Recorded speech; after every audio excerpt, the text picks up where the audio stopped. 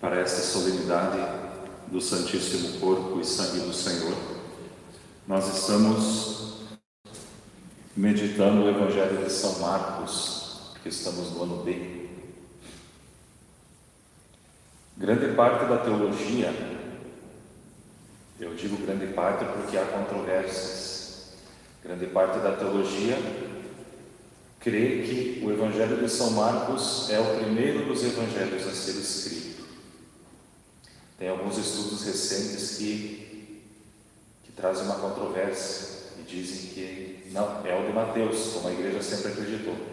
Então está um pouco assim, nesse momento a coisa está confusa, mas ainda grande parte acredita que o Evangelho de São Marcos é o primeiro evangelho escrito e os outros o usaram assim como uma das fontes. Isso significa que é bem possível que nós estejamos hoje ouvindo o mais primitivo relato da Eucaristia, junto com a carta de São Paulo aos Coríntios, a primeira. Junto com a carta de São Paulo, é possível que este relato que nós estamos ouvindo aqui, hoje, seja o relato mais antigo daquilo que aconteceu na última ceia. Falo isso porque gostaria de dar um enfoque para esta última ceia, diante deste relato mais antigo que nós temos aqui. O evangelista São Marcos, ele nos diz que o Senhor quis que a sua Páscoa, a sua última ceia com seus discípulos, ele quis que essa Páscoa, que esta ceia, ela fosse antecedida por alguns preparativos. Talvez vocês se deram conta disso durante o relato, em que o Senhor então encaminha seus discípulos e chegarem até um homem que estava carregando um jarro de água. Era para seguir esse homem ia chegar na casa de uma pessoa e então eles tinham que fazer uma pergunta. E essa pergunta envolvia os preparativos e depois o Senhor confirma ainda. Bom, é aí que vocês vão, nesta sala em cima da casa, que tem umas almofadas, é nesta sala que vocês vão fazer os preparativos para a Páscoa. Quais são esses preparativos? Isso não está escrito. Que preparativos eram estes? Será que era colocar uma mesa? Dizem que os orientais não usavam mesa, então não sabemos exatamente. Não uma mesa como a nossa. Cadeiras, também parece que eles não usavam cadeiras. Tinha almofadas. Bom, vamos então nos deter um pouco nos preparativos. Uma das coisas que se fazia era a imolação dos cordeiros. O Evangelho de São Marcos, esse trecho que nós estamos ouvindo, começa com esta afirmação: no primeiro dia dos ázimos, quando se imolava o cordeiro pascal. Então os discípulos disseram a Jesus, fizeram aquela pergunta, né? Onde é que nós vamos fazer os preparativos? Onde é que o Senhor quer? Bom, então a primeira coisa que envolve esses preparativos era a imolação desse cordeiro pascal às 3 horas da tarde no templo.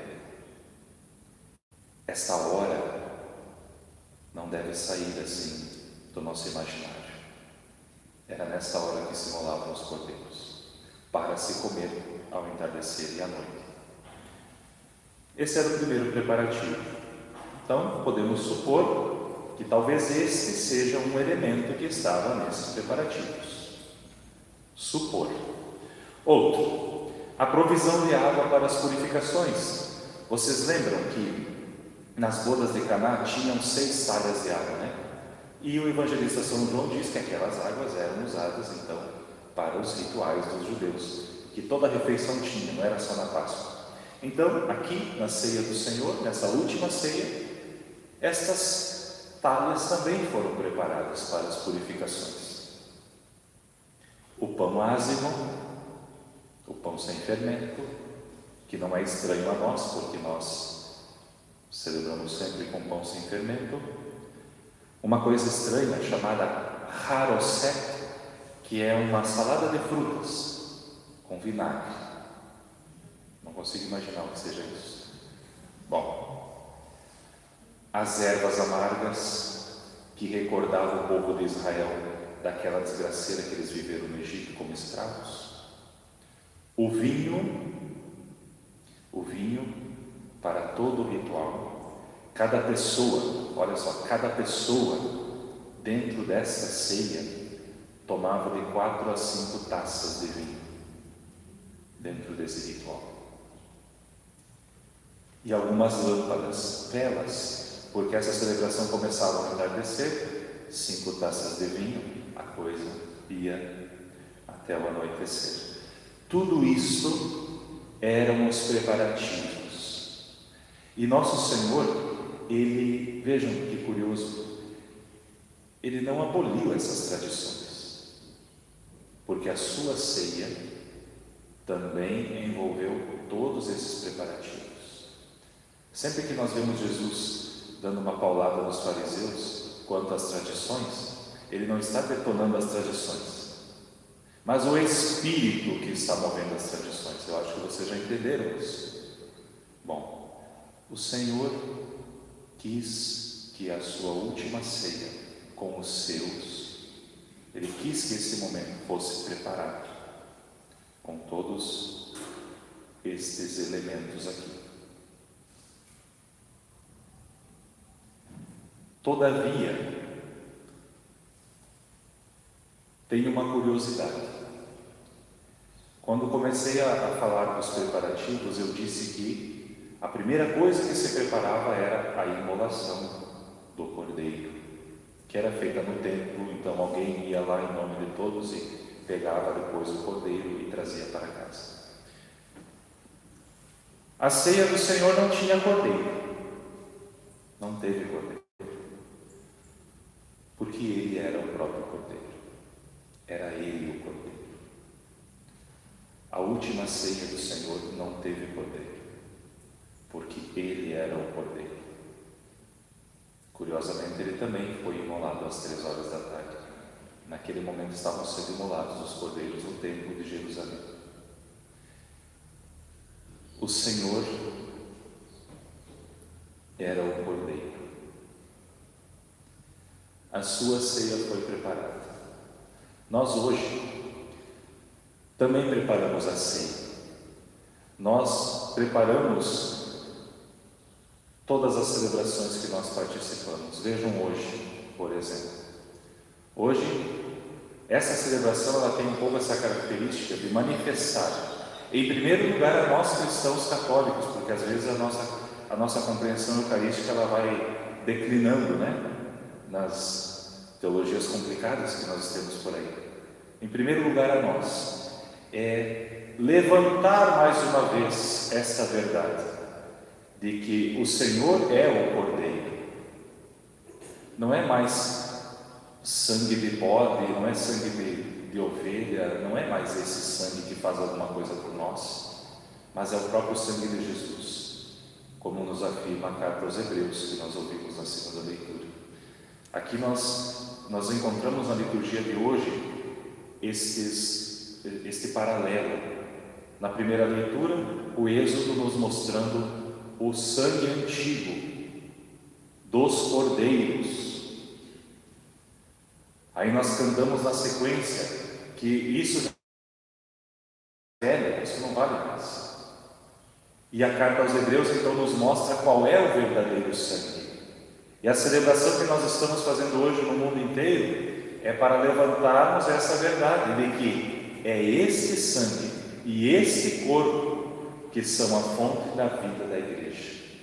Mais que isso, são a fonte da vida do mundo. A verdade eucarística não é coisa só para católico, que nós fazemos das portas para dentro. É por isso que Corpus Christi é das portas para fora. Nós celebramos e saímos com o Senhor pelas ruas, mas não para que nós católicos vejamos, porque nós já sabemos, mas é para que o mundo veja e, vendo, creia. A ceia do Senhor Jesus, ela foi preparada porque o Senhor quis que ela fosse preparada. Também, desse modo, a nossa celebração eucarística, que é aquilo que o Senhor nos deu, ela também é preparada. O momento da comunhão, especialmente, ele é preparado. Quando nós entramos na missa, nós estamos subindo o Calvário. Talvez você já tenha ouvido essa figura. Nós estamos subindo ao Calvário. E quando nós chegamos no ápice, em que o Senhor é imolado, como os cordeiros às 3 da tarde do templo, nós chegamos no ápice, então nós comungamos de seu corpo, como naquela última ceia. Comungamos de seu corpo e sangue. E então nós podemos ir para casa. Já perceberam? A missa termina com a comunhão. Nós fazemos toda uma preparação para chegarmos à comunhão. É por isso que cada elemento da missa é importantíssimo. Não está ali como acessório. As leituras não é para passar o tempo, não é para nós repararmos os tons das cores da capela. As irmãs fizeram uma reforma, que bonito. Não é para isso. É para ir preparando agora o nosso coração, a nossa vida, as antífonas, as orações. Talvez vocês tenham percebido, a oração do dia de hoje é a mesma oração de toda a bênção do Santíssimo que se faz todos os dias possíveis do ano. É aquela mesma oração que nós fazemos hoje. Então, os ritos que nós vamos fazendo, nós ficamos em pé quando entra Jesus Cristo na pessoa do sacerdote. Nós ficamos em pé para esta presença. Depois nós nos sentamos para ouvir as leituras. Nós ficamos em pé para ouvir o Senhor no Evangelho. Nós sentamos para ouvir a instrução. Nós levantamos para professar a nossa fé, para fazer os nossos pedidos na oração dos fiéis. Depois nós nos sentamos de novo para trazer as coisas que serão usadas no sacrifício. E depois, diante da cruz, nós nos ajoelhamos. Porque está acontecendo de novo. Nós nos ajoelhamos. Depois nós rezamos a oração que o Senhor nos ensinou. Depois nós comungamos. E nessa comunhão, cada comunhão ela deveria ser um salto na nossa vida espiritual. Porque nós fomos fazendo um caminho desde o início da missa até o momento da comunhão eucarística. Nós fomos fazendo um caminho para que as arestas do nosso interior, a capoeira do nosso interior fosse aberta, para que a verdade, os frutos da Eucaristia possam frutificar e nós saiamos daqui. Sim, a comunhão é a última coisa da missa, mas ela continua quando nós colocamos o pé para fora da igreja, ou pelo menos deveria continuar. A comunhão deveria continuar dando frutos de caridade, de bondade, de esperança, de justiça, de verdade, de verdade. Vejam, a nossa celebração, ela também é preparada com elementos exteriores, como o padre foi dizendo. Nós colocamos flores, colocamos velas, em alguns momentos mais especiais temos incenso, temos o canto um pouquinho mais rebuscado, com outros instrumentos, com outras vozes. Nós preparamos, nós conseguimos ver isso com os olhos. Agora aqui existe uma outra coisa, que é a nossa preparação interior para a celebração. E também uma preparação para estarmos vivendo essa Eucaristia no meio do mundo. São João Paulo II, ele escreve que a Eucaristia, esse mistério que hoje nós queremos apresentar para todo o mundo, com as nossas desse ano as nossas pequenas procissões que nós faremos, mas faremos. Não é o mais importante é que a gente tenha essa compreensão, que a gente mostre, que a gente fale. São João Paulo II, ele diz que a Eucaristia é o centro e o vértice da vida da Igreja. O centro a gente sabe o que significa. Vértice significa assim, pensem as arestas onde há os ângulos, aquilo é vértice, em que não existe nenhum elemento na vida da Igreja que vai funcionar se não estiver ligado pelo mistério eucarístico. Aquilo que o padre às vezes fala quase em tom de crítica.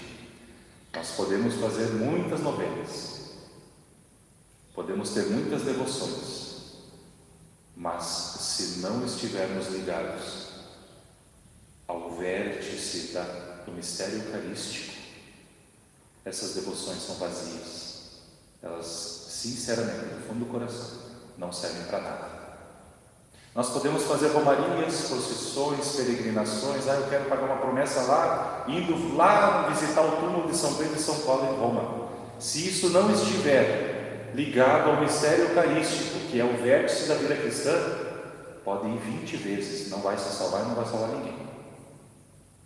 Porque a nossa salvação está no corpo e no sangue do Senhor, como nós ouvimos na carta aos Hebreus, que está muito perto.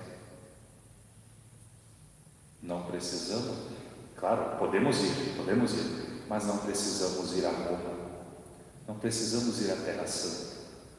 Vamos por curiosidade, por devoção, para aprender alguma coisa, mas para colher os frutos da vida que o Senhor nos conquistou na cruz, está pertinho, está bem perto, em todas as nossas comunidades, onde a vida do Senhor é celebrada, Ele está perto de nós e Ele se dá a nós. É isso, Ele quis se dar a nós em alimento. É por isso que não é pouca coisa o mistério que nós celebramos hoje. Para concluir o raciocínio, o padre falou então da ceia que o Senhor quis preparar. Nós continuamos fazendo essa preparação. Agora, esta ceia que nós celebramos, este sacrifício que nós fazemos, ele vem sendo preparado pelo Pai desde todo sempre. Aqui está a grandiosidade da coisa que acontece em cada celebração eucarística, porque o Senhor foi preparando a humanidade para a redenção, e nós jamais poderíamos imaginar que Ele continuaria conosco em aparências tão frágeis como a aparência de pão e a aparência de vinho. Isto foi preparado desde todo sempre, desde o Pentateuco, os profetas, os livros históricos, os salmos. Tudo fala, toda a Escritura fala desse momento que nós celebramos todos os dias. Toda a Escritura fala da forma como o Senhor quis estar conosco. Que este mistério eucarístico nos ajude a termos uma vida de mais intimidade com o Senhor, preparando também a nossa comunhão diária, preparando também a vivência da nossa comunhão no dia a dia. Um aviso, depois não vai dar tempo. Hoje é 1h30, às 13h30, o helicóptero com o Santíssimo vai sair da base aérea de Santa Maria e fará um sobrevoo na cidade para a bênção nas paróquias, hospitais. E aqui o santuário vai ter um pequeno privilégio. Então, que quando o helicóptero passar na Paróquia das Dores, ele vai ficar um tempo aqui em cima do santuário para a bênção do Santíssimo também. Só que eu não sei a hora, então tem que olhar bem o roteiro depois, né? Mas é a partir das 13h30 que ele vai começar esse sobrevoo até às 15 horas para a missa no Santuário Basílica. Fiquemos em pé e professemos a nossa fé.